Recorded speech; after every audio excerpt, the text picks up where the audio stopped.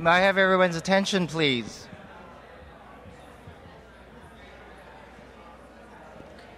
Good morning. Boy, for a Saturday morning, you're a very lively crowd.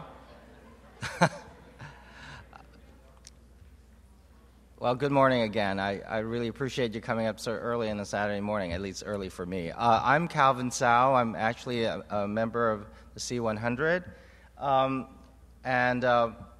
This is going to be quite a departure from the rest of our conference, which is all very urgent and serious, global warming, political identity, so on and so forth. But with this foursome, I think that our topic is no less significant, although perhaps the impact of our work is much more below the surface. And we'd like to share that with you a little bit.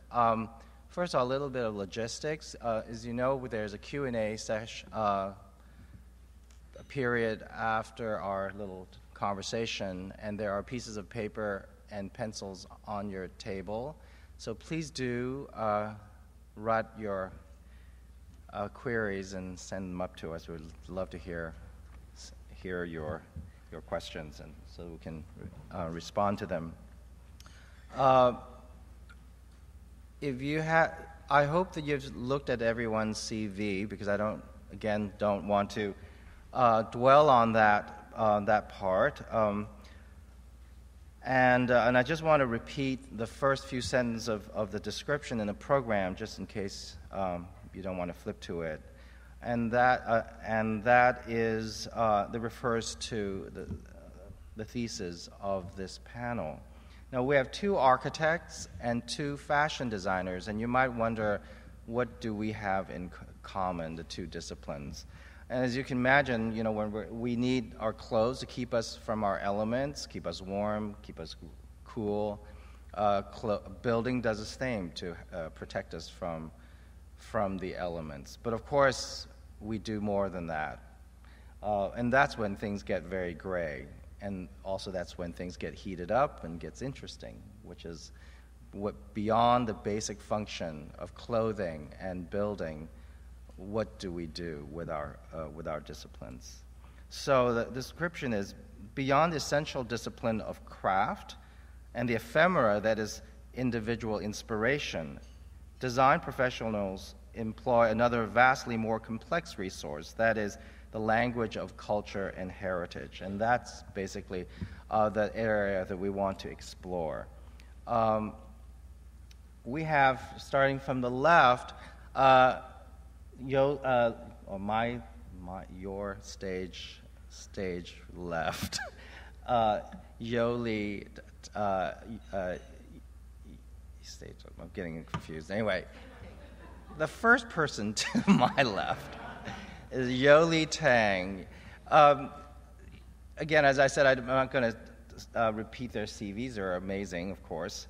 But Yeohlee I find really quite fascinating. She was born in Malaysia, of course spends most of her life in the United States.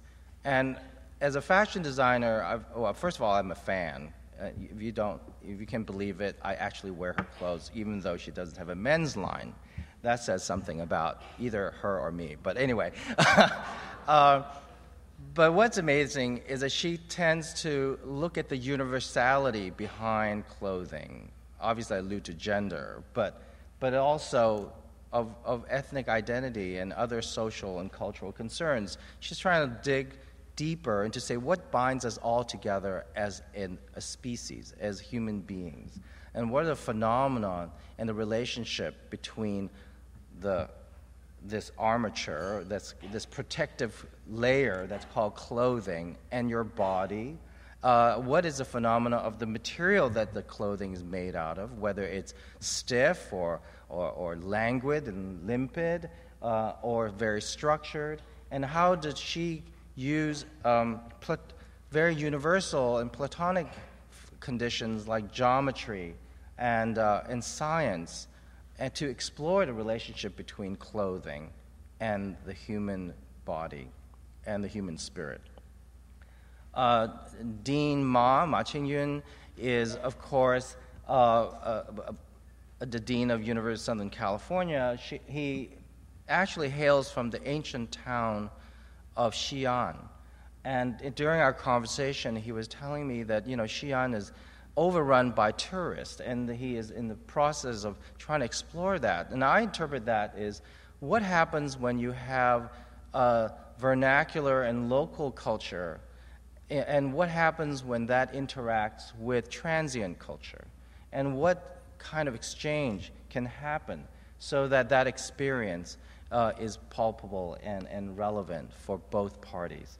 And that's very interesting. And of course, as an architect practicing in China and probably worldwide, he brings to his work that relationship which has to do with history and heritage, even as it intersects with contemporary concerns globally. And finally, Zhou is, again, China-born, but raised in the Netherlands, worked in Hong Kong, and now in the U.S., working in New York for the company Converse. And what is she doing? Well, you can say, well, how could someone who's so far away from the American culture handling the most iconic piece of American apparel, which is the sneaker, Leave It to Beaver sneaker. And she's going to take that, understand it, and then expand it into a symphony of apparel that takes on that spirit. Okay, so I'm totally fascinated. I didn't think that actually with our crew, a Q&A is a good way. I mean, a Q&A, a panel, a moderated panel is a good way to do this. I think everyone is bursting out with great conversation. We're really curious of what we have to say to each other.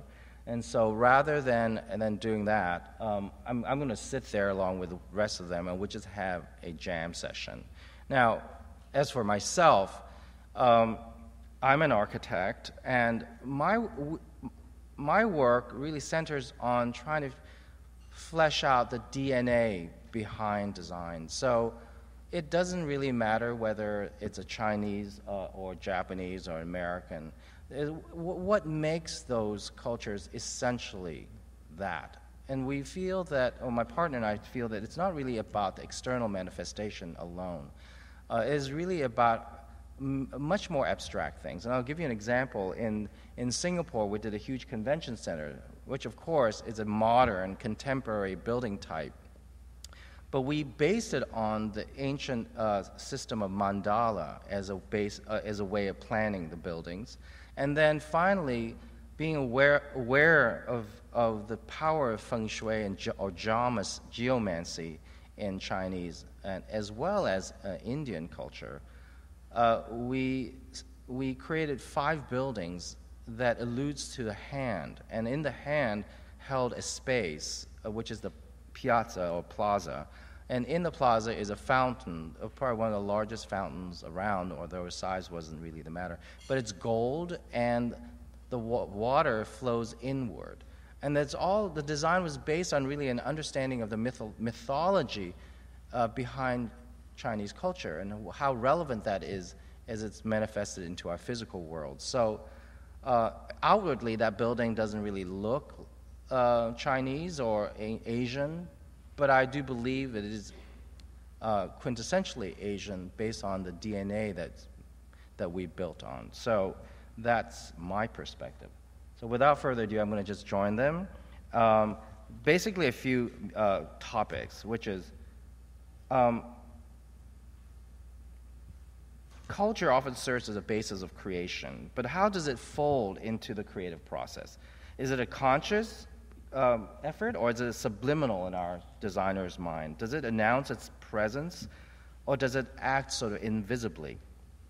Another is, we all think artists is about themselves. We kind of have a bad rep because we think we're egocentric. We're only thinking about ourselves. What do I feel? How do I want to do things? So is that really true? And if that's true, how does all this other stuff, like culture and heritage, figure into our creative process? And these qualities are collective and shared, which means that it's not really about the individual. It's about wanting to express something through a common language. And so that's another topic. And then finally, is that really, what are your methodologies in terms of creating your work? And how does it communicate to the public? And what is it that you really want to communicate or share?